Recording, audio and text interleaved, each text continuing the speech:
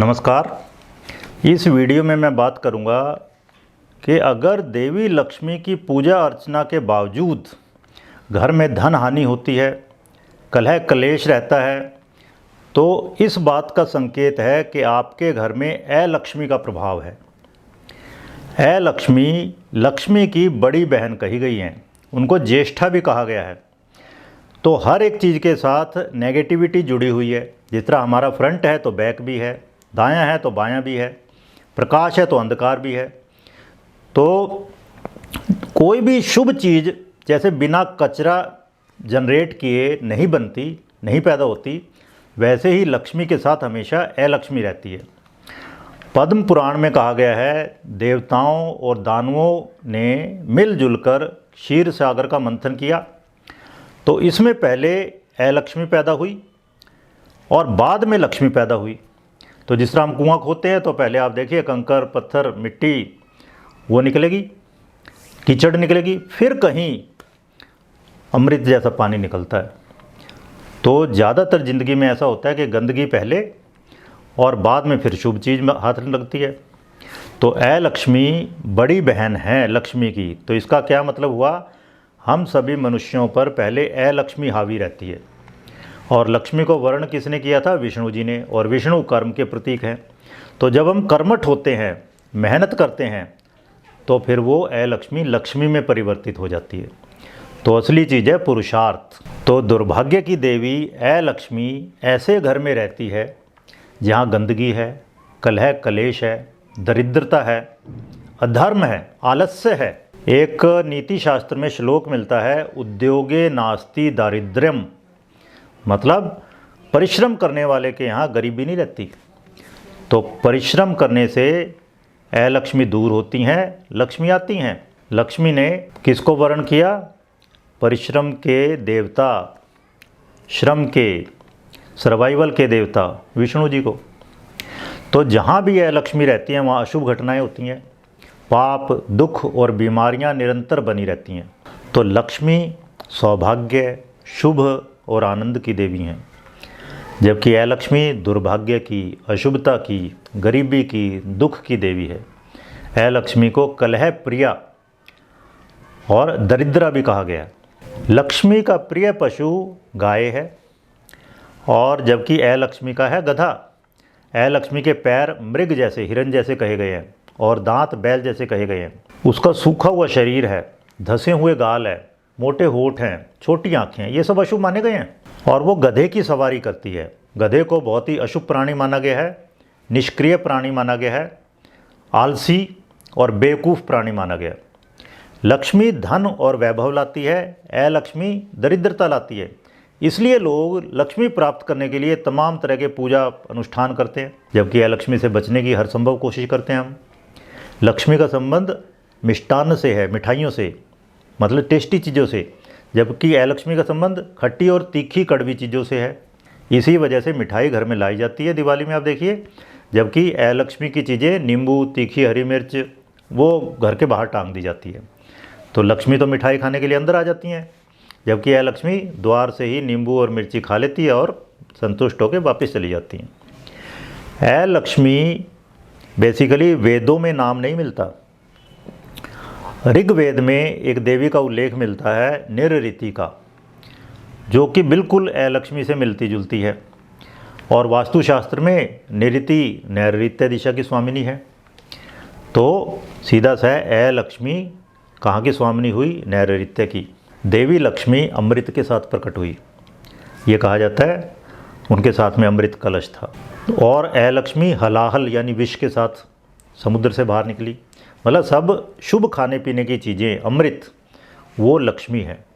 और सब अशुभ चीज़ें जिस तरह ड्रग्स हैं, शराब है, या जहरीली चीज़ें कोई भी, या बासी चीज़ें भी इवन, वो सब अलक्ष्मी है। तो अब आप अपने आप समझ सकते हो कि क्या खाना चाहिए, क्या नहीं खाना चाहिए। अगर आप लक्ष्मी पाना चाहते हो तो ताज़ी हों, न्यूट्रिशियस चीज़ें हों। और फिर कहा है देवी लक्ष्मी का जन्म ब्रह्मा के चेहरे की चमक से हुआ, मतलब प्रकाश से। मतलब देवी लक्ष्मी को प्रकाश पसंद है। जबकि अलक्ष्मी का जन्म उनकी पीठ के अंधेरे से हुआ। अंधकार का कारक क्या हुई? अलक्ष्मी। तो अंधकार भगाओ, लक्ष्मी लाओ। अंधकार है लक्ष्मी, प्रकाश है लक्ष्मी। फ्रंट मतलब फेस करना प्रॉब्लम्स को, मेहनत करना, वो हो गया लक्ष्मी। और पीठ दिखा के भागना, वो है लक्ष्मी हो गया। ब्रह्म वैवर्त पुराण और लिंग पुराण में दरिद्रता की देवी के रूप में वर्णन किया गया है लक्ष्मी का। ये कहा गया है सुस्त या अकर्मण्य व्यक्ति को लक्ष्मी या दुर्भाग्य पकड़ लेता है। सीधा सा है, फंडा सीधा है, मेहनत करो लक्ष्मी पाओ, आलसी बनोगे लक्ष्मी आ जाएंगी। ये सब बेसिकली हमारे यहाँ प्रकृति की शक्तियों का मानवीकरण या दैवीकरण करने की परंपरा रही है। तो चाहे काल हो, समय, चाहे स्थान हो, चाहे वस्तुएं हो, चाहे क्वालिटीज़ हों, उन सब का मानवीकरण और दैवीकरण किया गया है। तो ये कहते हैं लक्ष्मी जब समुद्र मंथन से बाहर आई तो उनको कोई भी, ना तो देवता ना असुर यानी राक्षस स्वीकार करने को तैयार थे। लक्ष्मी को फिर दुस्सह नाम के एक बहुत साहसी दानव ने, जिसको कई बार एक ऋषि भी कहा गया है, उसने स्वीकार किया अपनी पत्नी के रूप में। इसका मतलब क्या हुआ? लक्ष्मी यानी निष्क्रियता, यानी सुस्ती, यानी काहिली, लिथार्जी, उसका वर्णन कौन कर सकता है? किसको वो शोभा देती है? जो बहुत ही एक्टिव हो, जो दिन भर काम में जुटा रहे, तो रात को नींद लेना बढ़िया है उसके लिए, बल्कि उसका राइट बनता है। अब वो रित हो गई, सही है बिल्कुल। हर एक चीज़ के बहुत गहरे मतलब हैं हमारे यहाँ। लक्ष्मी बहुत कुरूप है, कुरूपता का भंडार है। ये कहा गया बूढ़ी है, वो ढीठ है, गंदी है, पीले या सफ़ेद उसके केश हैं, लाल आँखें हैं, भद्दी महिला है।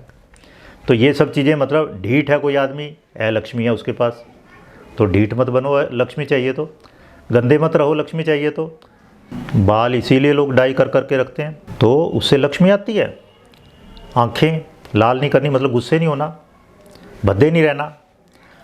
और लक्ष्मी गहरे काले रंग की, मोटी झुर्रीदार लटकी हुई त्वचा है, जमी हुई मैल है उसके बालों में, गंदगी की मोटी परत है, बाल उसके बेजान है, उलझे हुए हैं।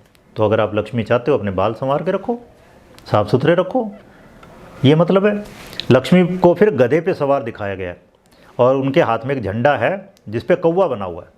तो कौवा भी अशुभ प्राणी माना गया, उसकी आवाज़ ही कोई सुन के राजी नहीं। और गधे पे सवार गधा बहुत ही अशुभ प्राणी माना गया। गधे की आवाज़ सुनना ही अपने आप में कि जी जो काम करने निकले वो होगा नहीं। और काला रंग हमारे यहाँ बहुत अशुभ माना गया, ठंडा रंग है, तामसी रंग है ये। और ये क्या बताता है? रात, मृत्यु, इसका प्रतीक है काला रंग। देवताओं ने लक्ष्मी को वरदान दिया था कि जिस घर में कलह हो वहीं तुम रहो। इसका मतलब जहाँ भी कलह हो रही है वहाँ लक्ष्मी रहती है। तो कलह नहीं करनी चाहिए, शांति से, प्रेम से मिलजुल कर रहना चाहिए, तो लक्ष्मी आएंगी। बिल्कुल ऐसे है कि आपके घर में बदबूदार हवा है, वो है लक्ष्मी। एक एग्जॉस्ट लगाया तो ताज़ी हवा अपने आप आ जाएगी अंदर। तो एग्जॉस्ट है पुरुषार्थ, और ताज़ी हवा अपने आप अंदर आ गई यानी लक्ष्मी आ गई। लक्ष्मी को बाहर निकालो, लक्ष्मी अपने आप आ जाती है। दोनों एक दूसरे की पूरक हैं। उठोगे, कर्म करोगे, लक्ष्मी आ जाएगी। पड़े रहोगे, लक्ष्मी। तो लक्ष्मी का घर में प्रवेश होना यानी कि ईर्ष्या और द्वेष, भाइयों में आपस में झगड़ा, परिवारों और वंश में बर्बादी और विनाश। लक्ष्मी परिवार का धन हर लेती है, परिवार के सदस्यों, दोस्तों, रिश्तेदारों के बीच में अविश्वास और गलतफहमी पैदा करती है। अब अविश्वास और गलतफहमी है लक्ष्मी, इसको राहु से भी रिप्रेजेंट कर देते हैं ज्योतिष में। तो जहाँ अविश्वास आया, जहाँ गलतफहमियाँ पैदा हुई, लक्ष्मी आ जाएगी, लक्ष्मी भाग जाएंगी। और लक्ष्मी कहाँ रहती है? जहाँ लोग अहंकारी हैं, घमंडी हैं, स्वार्थी हैं। लक्ष्मी को वर प्रदान था, वर दिया गया था, देवताओं ने उन्हें वर दिया था क्या? कि तुम हड्डी है, जहाँ कोयला है, केश है, बाल, भूसी है, उसमें निवास करो। तो वास्तुशास्त्र में कहा जाता है ऐसी जगह पे निवास नहीं करना चाहिए जहाँ खुदाई में ये निकलें। तो इन सबको या तो फिर निकाल के फेंको, उसको कहते हैं शल्य शोधन। और उनको क्या वर मिला था कि जो भी व्यक्ति कठोर और असत्यवादी है, कठोर वचन बोलता है, झूठ बोलता है, उन्हें तुम दरिद्र बना दो। बिना हाथ मुंह धोए और संध्या के समय जो भोजन करता है उसको तुम दरिद्र बना दो। और जो अभक्ष्य भक्षण करता है, मतलब ऐसी चीज़ें जो खानी नहीं चाहिए उनको खाता है, उसको तुम दरिद्र बना दो। तो अगर आप चाहते हो लक्ष्मी से निजात पाना, लक्ष्मी आपके जीवन में ना आए, तो हाथ मुंह धो के खाना खाना चाहिए, सही समय पर खाना खाएं, कठोर वचन ना बोलें, सत्य वचन बोलें। ये मतलब है सीधा सा सिंपल उपाय। कोई मूर्तियां लाने की जरूरत नहीं होती, कोई इस तरह से पूजा बैठ के टल्ली बजाने की जरूरत नहीं होती। फिर आगे कहा है, लक्ष्मी जहाँ भी रहेंगी वहाँ अशुभ घटनाएं घटेंगी। किस तरह से? जो पेड़ पौधे फूलों से फलों से लदे हुए हैं एकदम वो सूख जाते हैं, मुरझा जाते हैं। पेड़ हैं नंगे हो जाते हैं, झीलें सूख जाती हैं, खड़ी हुई फसलें मर जाती हैं, और जो दुधारू गायें हैं वो दूध देना बंद कर देती हैं।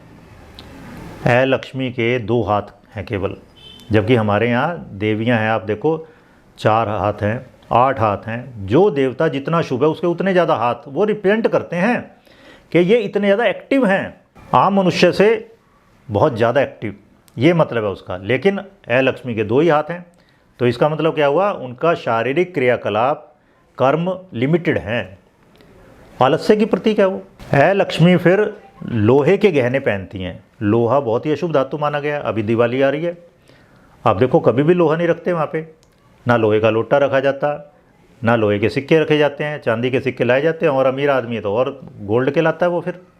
तो लोहे के गहने पहने हुए बहुत ही अशुभ है ये। लोहा ठंडी धातु है, तामसी है, इसको कभी भी शुभ धातुओं में नहीं माना गया।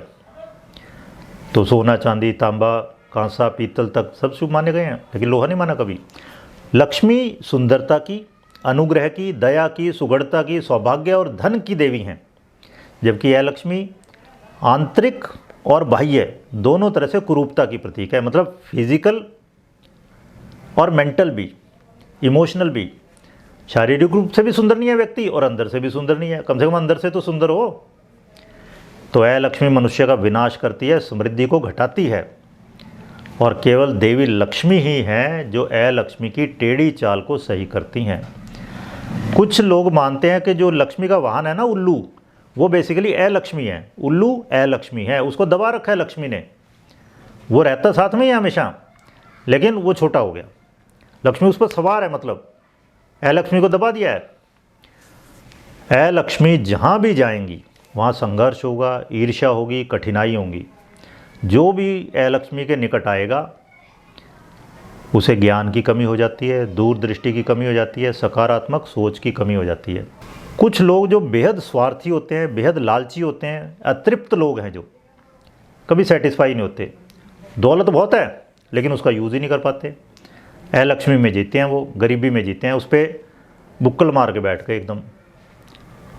जिस तरह कहते हैं ना सांप बैठ जाता है जोड़े हुए धन पे, उसका प्रतीक है बेसिकली कुबेर। उसके बारे में मैं अगली वीडियो में बात करूँगा।